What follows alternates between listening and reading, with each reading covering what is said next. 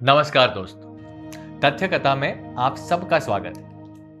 वो क्या कारण है जब भगवान शिव अपने ही साथी देवताओं से युद्ध करने लगते थे? हनुमान जी शत्रुघ्न से युद्ध करने के बाद शिव जी ने भगवान श्री कृष्ण से युद्ध किस लिए किया? आज तथ्य कथा में रामायण और पुराणों में बताए गए ऐसे ही प्रसंगों की चर्चा करेंगे। वैसे तो तथ्य कथा को सब्सक्राइब करना ना करना ये निर्णय आपका है, लेकिन फिर भी हम आपसे ये ज़रूर कहेंगे कि आप हमारे साथ जुड़ें। इससे न सिर्फ हमें प्रोत्साहन मिलेगा बल्कि आपका साथ पाकर हमें खुशी भी मिलेगी।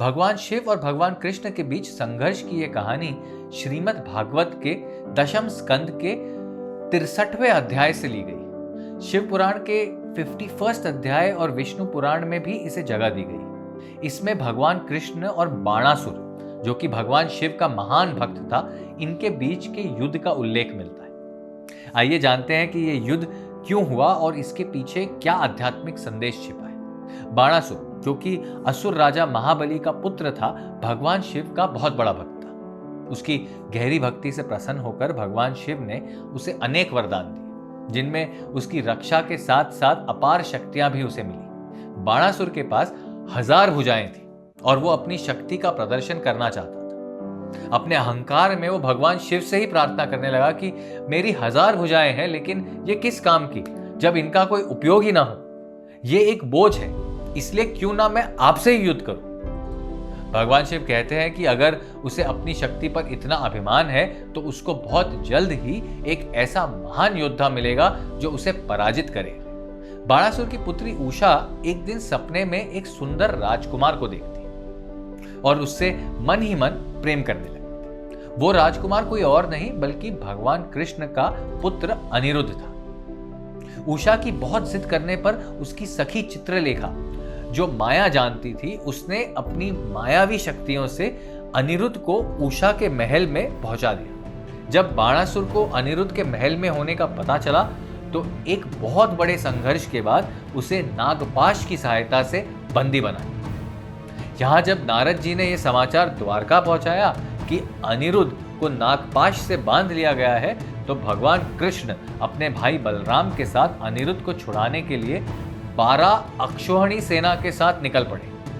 अब जब बाणासुर ने इतनी विशाल सेना और भगवान श्री कृष्ण को स्वयं देखा तो उनकी शक्ति से भयभीत होकर वो भगवान शिव की शरण में चले गए। अब भगवान शिव के सामने धर्म संकट कि एक तरफ उन्होंने अपने भक्त की ओर रक्षा का वचन दिया है और दूसरी ओर भगवान कृष्ण स्वयं सामने। लेकिन सामने चाहे कोई भी, भोलेनाथ अपने भक्त की रक्षा के लिए हमेशा आते हैं। और इस प्रकार भगवान शिव और भगवान कृष्ण के बीच महान युद्ध शुरू हो। यह युद्ध भयानक होना ही था, सो हुआ।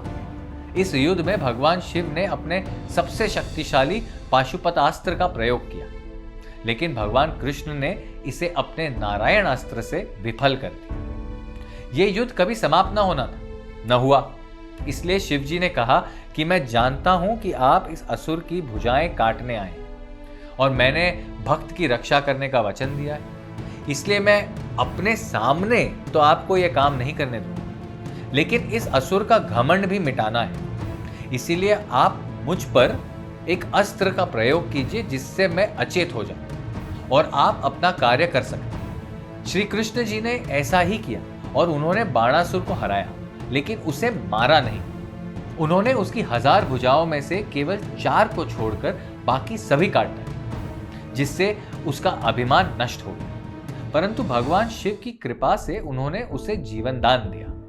भगवान शिव ने जब देखा कि भगवान कृष्ण ने करुणा दिखाई और बाणासुर को नहीं मारा, तो उन्होंने युद्ध रोक दिया और भगवान कृष्ण को आशीर्वाद दिया। भगवान कृष्ण ने भी बाणासुर की भक्ति को मान्यता दी और उसे भगवान शिव के संरक्षण में रहने दी। इस प्रकार बाणासुर का अभिमान टूट गया और युद्ध के बाद शांति स्थापित हो गई। भगवान शिव और भगवान कृष्ण के बीच युद्ध जरूर हुआ, लेकिन वे एक ही परम सत्य के 2 अलग अलग रूप हैं।